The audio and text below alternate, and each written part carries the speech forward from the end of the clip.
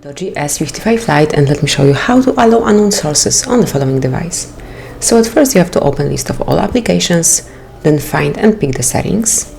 Now scroll down a bit and go to apps and notifications.